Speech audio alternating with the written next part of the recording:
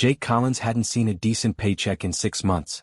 His own ship sat in an impound lot 3 systems away, gathering dust while the repo company added storage fees to his already impossible debt. So when the message came through offering triple the standard rate for a simple repair job, he didn't ask too many questions. He should have. The transport shuttle that brought him to Kelith 9 was cramped and smelled like recycled air that had been recycled one too many times. The pilot, a gruff woman named Rita who'd clearly been flying these routes for decades, gave him a sideways look as they descended. "First time working for the Bugs?" she asked. Jake nodded. The Kelith were insectoid traders who controlled most of the salvage operations in this sector. They had a reputation for being shrewd businesspeople, the kind who'd count every bolt and charge you for the air you breathed if they could figure out how. "Word of advice," Rita said as the scrapyard came into view below. "Don't ask questions they don't want to answer. Do your job, take your pay, and get out." The scrapyard was massive. It stretched across the rust-colored desert like a mechanical graveyard, thousands of ships from dozens of different worlds all piled together in various states of decay. Some were recent additions, their hulls still shiny under the dirt. Others looked ancient, half buried in sand, picked clean by scavengers over the years. A Kelith named Trell met him at the landing pad. The alien stood about 5 feet tall, with a dark carapace that gleamed in the orange sunlight. Its compound eyes reflected Jake's image back at him 100 times over, and its mandibles clicked together when it spoke. "You are the mechanic Collins?" Trell stated rather than asked. "Your credentials indicate competence with pre-contact human vessels." "I've worked on a few," Jake said carefully. Pre-contact meant really old, from before humanity met the wider galactic community. Those ships were rare, mostly in museums or private collections. "What exactly am I looking at?" Trell handed him a data pad. The contract was straightforward but weird. Assess structural integrity, repair primary systems, and make the vessel spaceworthy within 3 days. The pay was listed at the bottom, and Jake had to read it twice to make sure he wasn't seeing things. "This is a lot of money for a 3-day job," he said slowly. "The compact values efficiency. You come highly recommended." 3 days. Trell's mandibles clicked again, a sound Jake was beginning to recognize as impatience. "Can I at least see the ship first?" Trell led him through the scrapyard on a small electric cart. They passed Kelith haulers, strange alien vessels Jake didn't recognize, and even a few human freighters from the past few decades. The deeper they went, the older everything looked. Finally, they stopped in Section 7, near the back where the desert had started to reclaim the land. A massive shape loomed ahead, half buried under sand and covered in what looked like decades of accumulated junk and rust. "There," Trell said. "Make it functional. You have full access to parts from surrounding vessels. Questions waste time. Begin work." The Kelith drove away before Jake could respond, leaving him alone with the hulking wreck. Up close it was bigger than he'd expected. The ship had to be at least 400 meters long, a real beast of a vessel. But it was in rough shape. Huge sections of the hull were scorched black, and someone had welded crude patches over what looked like massive holes. The metal was pitted and corroded, and strange alien modifications had been bolted onto the original frame like mechanical tumors. But underneath all that damage and jury-rigging, Jake could see the bones of the original design. It was human, no doubt about it. The architectural style, the way the hull plates overlapped, even the placement of the engine nacelles. But it was old, really old. The design language was from way back, before the modern standardization of ship components. Jake walked around to the port side looking for an access hatch. That's when he decided to clear some of the grime away from the hull. Maybe he could find a serial number or manufacturer's mark, something to tell him what he was working with. He grabbed a scraper from his toolkit and started working on a relatively clean section. The first layer came away easy, just dust and loose rust. But underneath was more oxidation, thick and stubborn. He kept scraping, working methodically. After about 20 minutes, letters started to emerge. Faded, barely visible but definitely there. Jake's hands moved faster, clearing away more of the corrosion. His heart started beating harder as more letters appeared. UNSC. Jake stopped breathing for a second. UNSC. United Nations Space Command. That was the old designation from Earth's government before the transition to the colonial administration. That made this ship at least 200 years old, probably more. He kept scraping, revealing more letters. PRC Pichoni. Jake stepped back like he'd been shocked. The scraper fell from his numb fingers and clattered on the ground. The Persephone. Every kid who grew up on a human world knew that name. Every spacer had heard the stories in dingy bars across 100 stations. The The Persephone was one of the lost fleet, the colony ships that had left Earth during the Great Expansion 2 centuries ago. 37 ships carrying over 1 million people, all heading out to settle new worlds and give humanity a foothold among the stars. They'd all vanished. Every single one. No distress calls, no wreckage found, nothing. Just gone. The official story was navigation errors or ship failures, tragic accidents in the early days of long-range space travel. But here was the Persephone, sitting in a Keleth scrapyard like a piece of worthless junk. Jake's mind raced. If this was really the Persephone, where had it been for 200 years? How did the Keleth get it? And why did they want it repaired now, after all this time?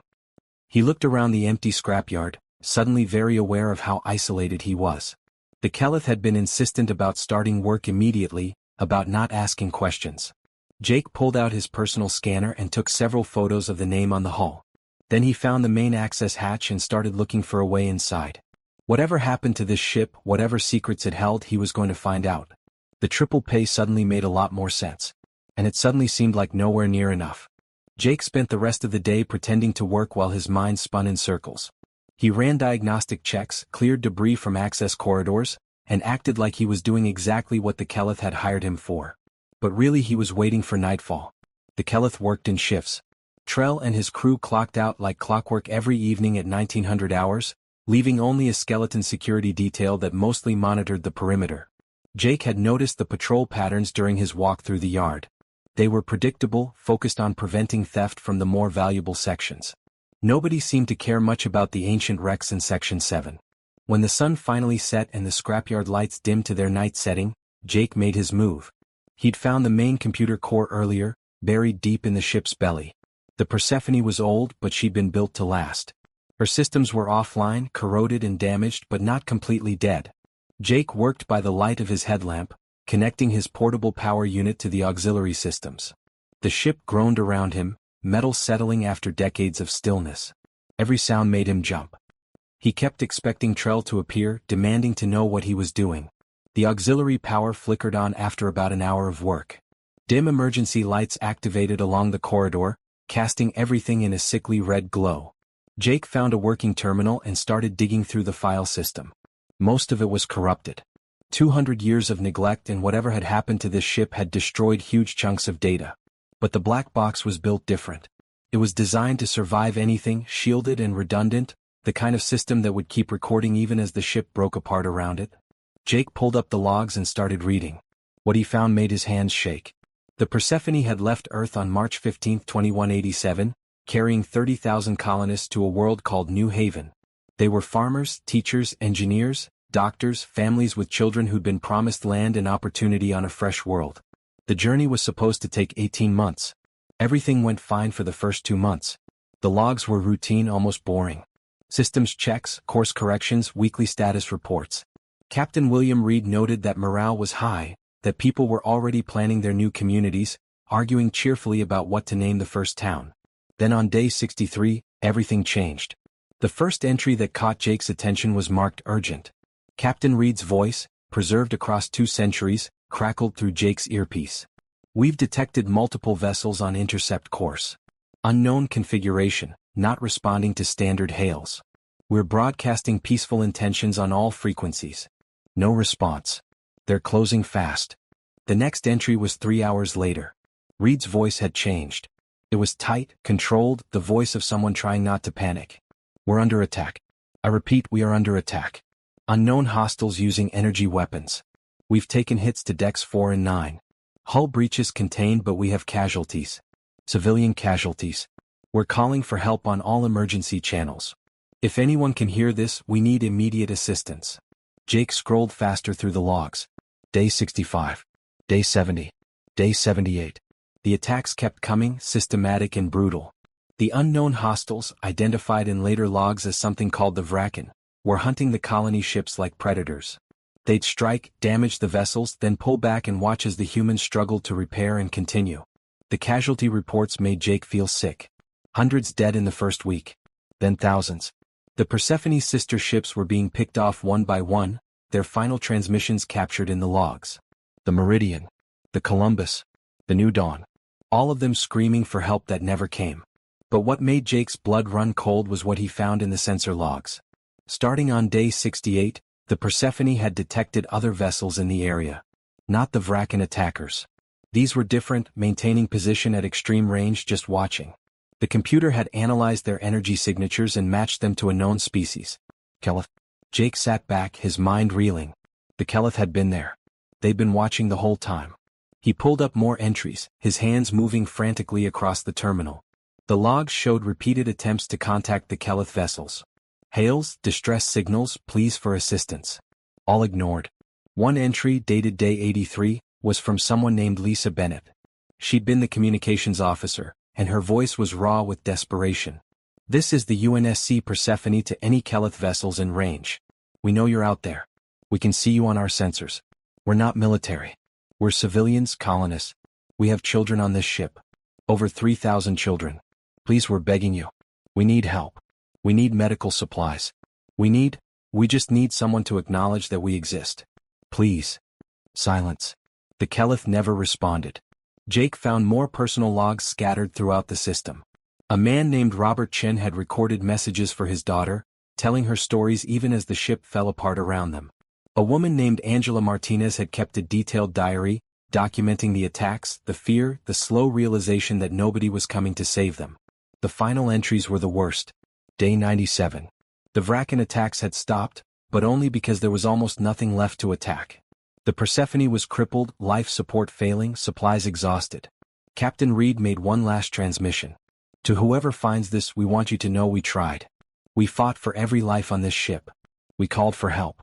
We begged. And we were ignored. I don't know why. I don't know what we did wrong. We were just people looking for a better life.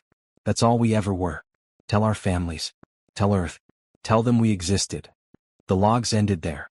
But Jake noticed something in the metadata. The black box had continued recording for another 6 days after Reed's final message. Passive sensors only, documenting what happened after the crew died. Jake pulled up those files. What he saw made everything click into place. Keleth ships had moved in after the Persephone went silent. They'd salvaged technology, stripped useful components, then towed the hulk to this scrapyard. The sensor logs showed similar operations on dozens of other human wrecks. The entire lost fleet harvested like crops. But there was more. The passive sensors had also captured the end of the Vracan. The Keleth hadn't just watched the humans die. They'd waited until the Vracan were weakened from the extended campaign, then they'd struck. The Vracan vessels, damaged and low on resources from weeks of hunting colony ships, hadn't stood a chance. The Keleth had used humanity as bait. Let the Vracan destroy the lost fleet, then eliminated the Vracan while they were vulnerable. 2 potential competitors for territory and resources, eliminated in one calculated move. Jake pulled the data chip from the terminal, his hands shaking with rage. This wasn't ancient history. This was murder. 30,000 people on this ship alone, over 1 million across the entire lost fleet, all sacrificed for Keleth's strategic interests.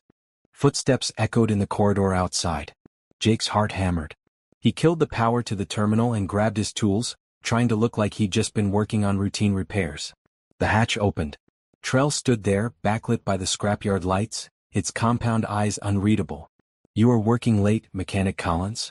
Just trying to stay on schedule, Jake said, forcing his voice to stay steady. 3 days isn't much time. No, Trell agreed. It is not. I notice you have accessed the ship's computer systems. Jake's mind raced.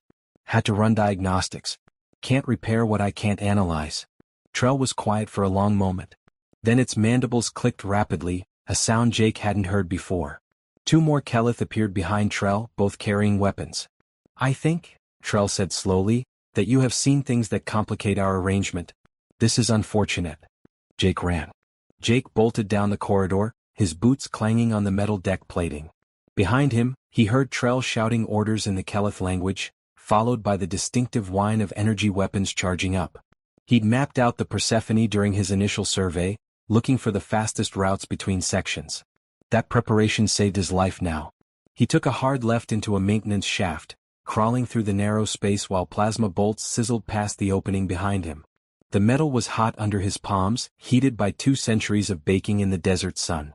The shaft opened into what had once been a cargo bay. Jake dropped down and immediately looked for another exit. The Keleth were fast and they knew this scrapyard better than he did. He needed to get out of the Persephone and lose himself in the maze of wrecked ships outside. He found an emergency airlock that had been left partially open, the mechanism rusted in place. Jake squeezed through the gap and emerged onto the hull's exterior. The night air was cool, a sharp contrast to the stifling heat inside the ship.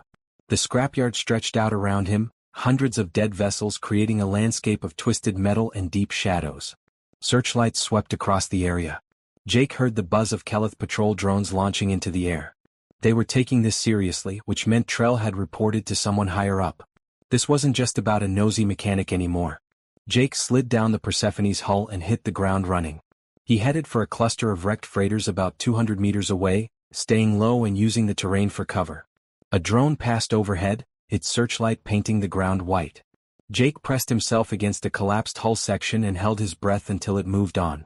He made it to the freighters and crawled inside one through a jagged hole in its side.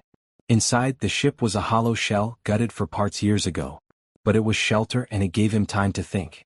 Jake pulled out the data chip he'd grabbed from the Persephone's computer. In the dim light from his headlamp, it looked like just another piece of tech, nothing special. But the information on it could change everything between humans and the Keleth. Could also get him killed. He needed to review what he'd found, make sure he understood the full picture before deciding what to do next. Jake pulled out his portable terminal and loaded the data chip. He'd grabbed more than just the black box logs. He'd pulled historical records, sensor data, communication intercepts, everything the Persephone's computer had recorded during those final months. The complete picture was worse than he'd imagined. The Vraken had been a species obsessed with territorial control. When the Lost Fleet entered what they considered their space, the Vraken saw it as an invasion. They'd attacked methodically, not trying to destroy the colony ships outright, but to cripple them slowly. It was psychological warfare as much as physical combat. They wanted the humans to suffer, to understand the cost of trespassing. But the Keleth had been monitoring the situation from the beginning. Jake found communication intercepts between Keleth vessels, discussing the human colony ships. The translations were rough, filtered through 200 years of language drift, but the meaning was clear enough. One Keleth commander had sent a message to their superiors recommending they assist the humans. The response had been coldly calculating. Helping the humans would reveal Keleth presence in the sector, potentially drawing both species into conflict with the Keleth. But allowing the Vraken to eliminate the human ships would weaken the Vraken significantly, making them vulnerable to Keleth expansion. The decision had been made at the highest levels of Keleth government. Let the humans die. Use them as bait. Then claim the territory once both species had bled each other dry. It had worked perfectly. The Lost Fleet was destroyed. The Vraken were eliminated in the cleanup. And the Keleth had salvaged human technology from the wrecks, reverse engineering designs that gave them advantages in ship construction and weapon systems for the next 2 centuries. Jake found manifests showing how components from human ships had been distributed throughout Keleth space. The faster-than-light drive system the Keleth used in their modern ships? Based on human colonial designs. Their hull plating alloy? Developed from analyzing Persephone's armor. Even some of their medical technology came from raiding the colony ships' hospitals. The Keleth had built their current prosperity partially on the corpses of 1 million humans. Jake's hands clenched around the terminal. He thought about the personal logs he'd found. There was one from a teacher named Patricia Walsh. She'd recorded lessons for the children on the ship, trying to keep them educated and hopeful even as everything fell apart. Her last entry had been a story about a bird that flew across an ocean to find a new home. She told the children that they were like that bird, brave and strong. The recording ended with the sound of alarms and Patricia's voice saying softly, "I hope someone remembers we were here. I hope someone knows we tried." Another log came from a man named Greg Foster. He'd been a farmer from Ohio, bringing seeds and agricultural equipment to start fresh on New Haven. His recordings were messages to his brother back on Earth, talking about his plans, his dreams, how excited his kids were about having their own land to work. In his final message, Greg had said, "If something happens to us, if we don't make it, I need you to know we weren't afraid. We believed in this. We believed humanity deserved to spread out among the stars, to build something new. Don't let our deaths make you afraid to dream." But humanity had never known what happened. The official story was navigation failures, tragic accidents in deep space. The truth had been buried by the Keleth, hidden in scrapyards and sealed archives. Earth had mourned the Lost Fleet, then moved on, never knowing their people had been sacrificed in an alien power play. Jake heard movement outside the freighter. The Keleth were conducting a systematic search, moving through the scrapyard section by section. He had maybe 30 minutes before they found him. He looked at the data chip again. This information needed to reach human space. It needed to be public. But Jake was trapped on a Keleth-controlled world, hunted by their security forces, with no ship and no way to send a long-range transmission. His eyes drifted back toward the Persephone, visible through the hole in the freighter's hull. The massive colony ship sat dark and silent, attuned for 30,000 people. An insane idea started forming in Jake's mind. The Keleth wanted the Persephone repaired. They wanted it functional. That meant the ship could fly again, at least in theory. It would take a miracle to get those old systems running after 200 years of neglect and damage. But Jake had always been good at miracles. It's what made him a decent mechanic. He started reviewing the Persephone system diagnostics he'd run earlier. The reactor was old but solid, built with redundancies that modern ships didn't bother with anymore. The hull was breached in places but still structurally sound. The engines would need work, but he could cannibalize parts from other wrecks in the scrapyard. It was possible. Barely, but possible.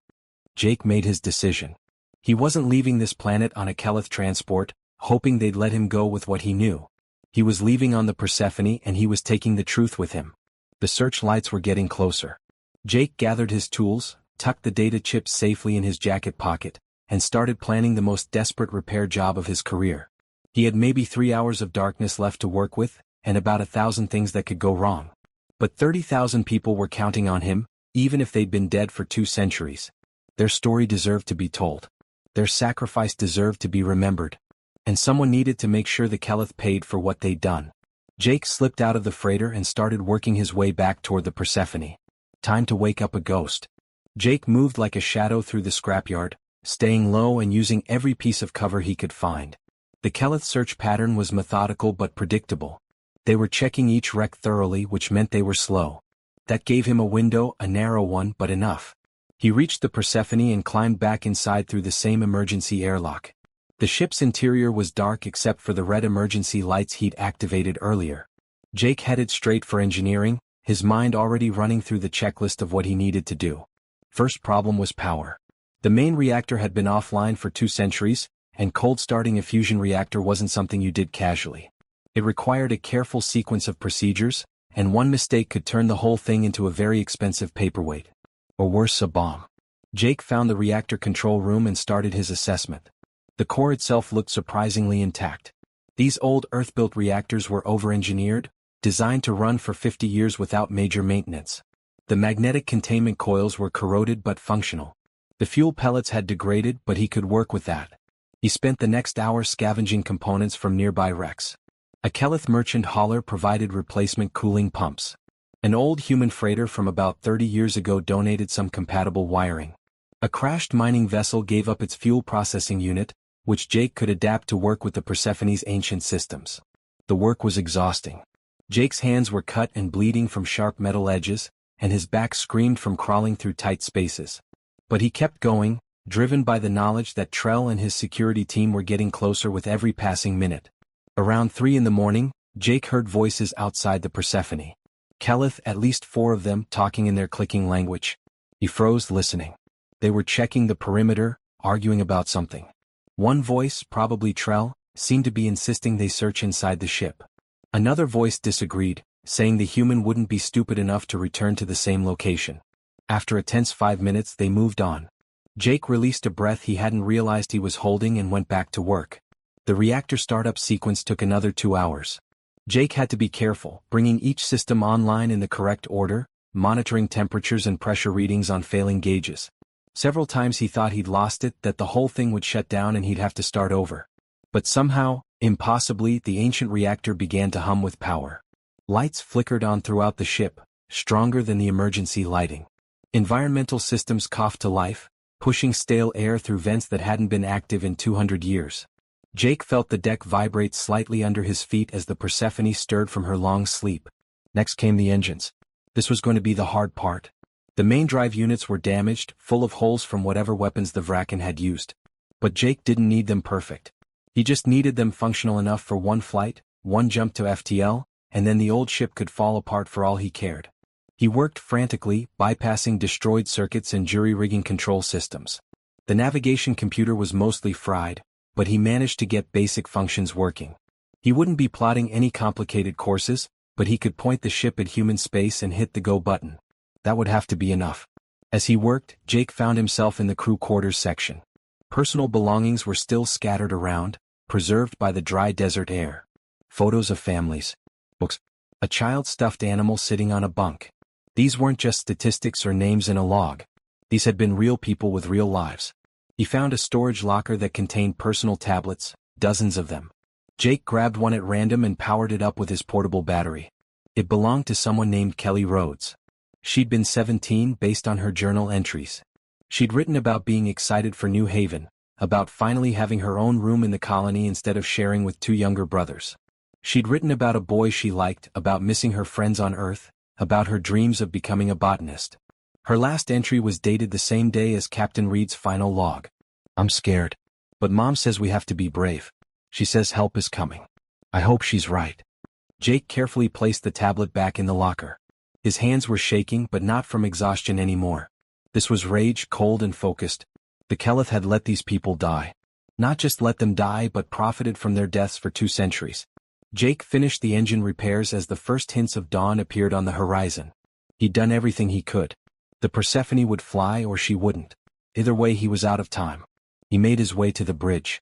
The command center was in better shape than the rest of the ship, the captain's chair still bolted to the deck. Jake didn't sit in it.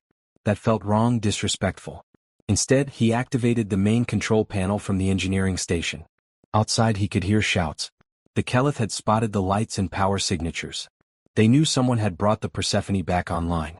Security vehicles were racing toward the ship from multiple directions. Jake strapped himself into the engineering station seat and brought up the engine controls. The thrust indicators flickered, showing red across the board. Not good, but not completely dead either. He diverted more power from life support, from every non-essential system he could find. The indicators shifted to yellow. Close enough. He heard pounding on the hull. The Keleth were trying to force entry through the main airlocks. Jake sealed all the hatches and disabled the external controls. They'd have to cut their way in, and that would take time. Jake's fingers moved across the controls, the muscle memory of 20 years as a mechanic guiding him. He fired the maneuvering thrusters. The Persephone groaned, metal screeching in protest. For a horrible moment, nothing happened. Then the ship moved. Just a few meters at first, rising slowly from the ground where she'd sat for 200 years. Rust and debris rained down. The hull screamed with the stress of movement. Keleth interceptor craft were launching from the scrapyard security hangar. Jake could see them on the sensor display, 6 small fast attack ships moving to surround him. He pushed the throttle forward. The main engines ignited with a roar that shook the entire frame. The Persephone lurched upward, gaining speed. Something exploded in the aft section, probably a coolant line he'd missed. Warning alarms blared from a dozen systems. Jake didn't care. He pointed the nose toward the sky and pushed every engine to maximum. The Keleth ships opened fire. Energy bolts streaked past the view screen.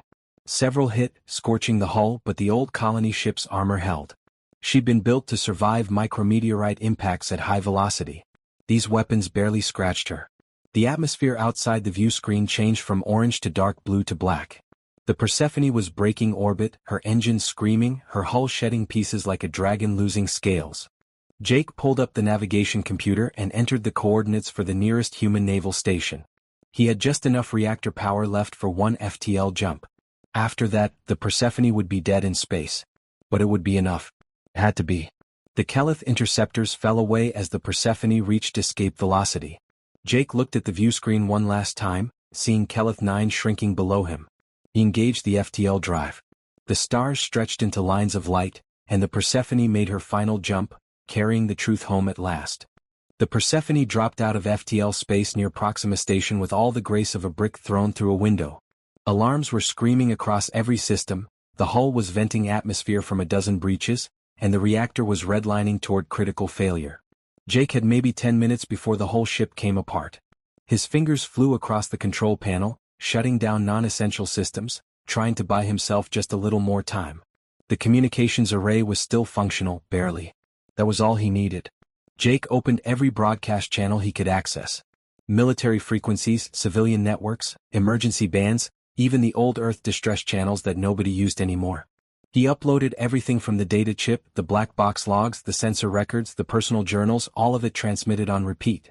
Then he recorded his own message, his voice steady despite the chaos around him. "This is Jake Collins aboard the UNSC Persephone. If you're receiving this, you need to know the truth about the lost fleet. They weren't lost. They were murdered." And the Keleth watched it happen. He explained everything he'd found, keeping it simple and direct. The Vrakan attacks. The Keleth observation. The calculated decision to let 1,000,000 humans die for strategic advantage. The salvaging of human technology and the cover-up that lasted 2 centuries.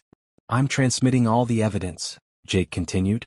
"Black box recordings, sensor logs, personal accounts. It's all here. The people on this ship deserved better.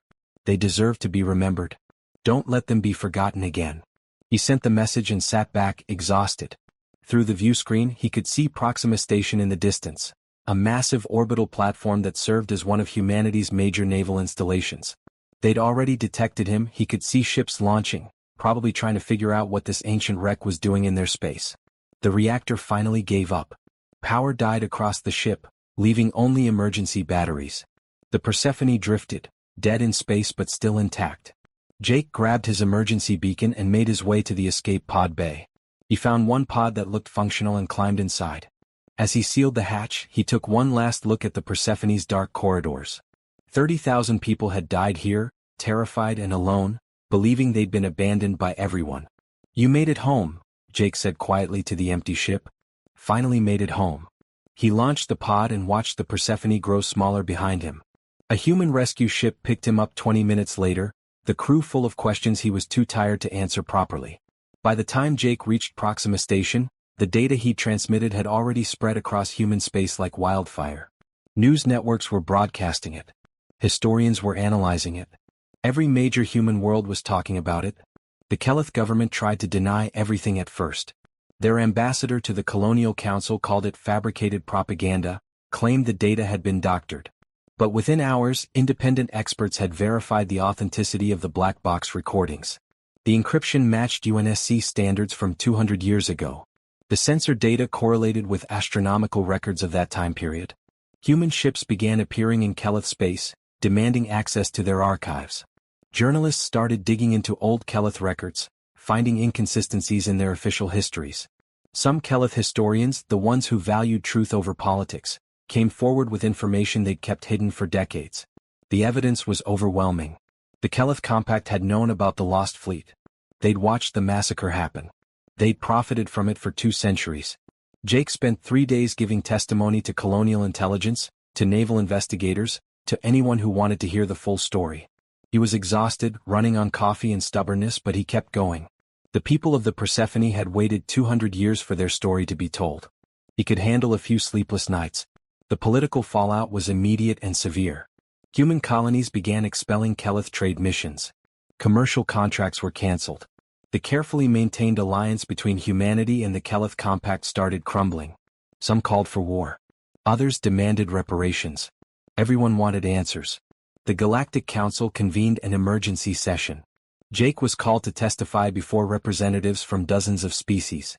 He stood in that massive chamber, feeling very small and very human, and told them everything. When he played the recording of Patricia Walsh teaching children even as the ship died around her, the chamber fell completely silent. When he shared Greg Foster's final message to his brother, several of the alien representatives looked away. When he read Kelly Rhodes's last journal entry, hoping someone would be brave enough to help them, even the Keleth delegation seemed uncomfortable. The council launched a formal investigation. It took 6 months, but the conclusion was undeniable. The Keleth government had committed what amounted to genocide through inaction, then covered it up and profited from the victims. The Keleth Compact fractured under the pressure. Some worlds broke away entirely, ashamed of what their government had done. Others doubled down, defending the decision as necessary for survival. The political entity that had dominated this sector of space for 2 centuries began to collapse. But Jake wasn't interested in politics or revenge. He testified when asked, gave interviews when pressed, but mostly he wanted to be left alone. The one thing he insisted on was the Persephone herself. The ship was too damaged to repair, but Jake fought to have her preserved. It took months of bureaucratic wrangling, but eventually the Colonial Council agreed.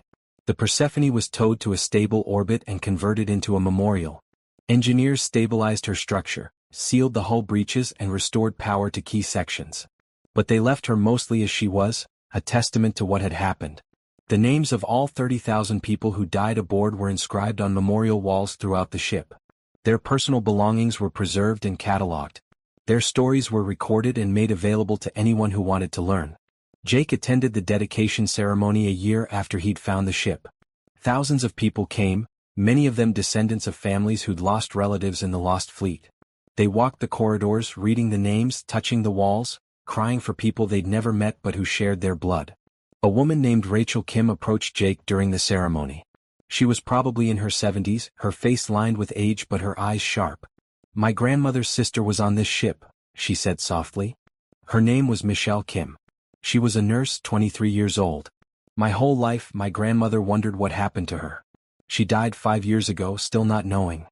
Rachel's hand trembled as she touched the wall where her great-aunt's name was inscribed. "Thank you," she whispered. "Thank you for bringing her home." Jake found he couldn't speak. He just nodded. After the ceremony, Jake returned to his work as a mechanic. He turned down offers to write books, to consult on documentaries, to become some kind of spokesperson. He just wanted to fix ships and be left alone. But he kept one thing from the Persephone. A small section of hull plating, the piece with the ship's name still visible beneath the corrosion. It sat on his workbench in his new shop on a small station near Earth. Sometimes people recognized him and wanted to talk about what he'd found. Jake was polite but brief. The story wasn't about him. It never had been. A few years after the dedication, a young man fresh out of the Naval Academy visited Jake's shop.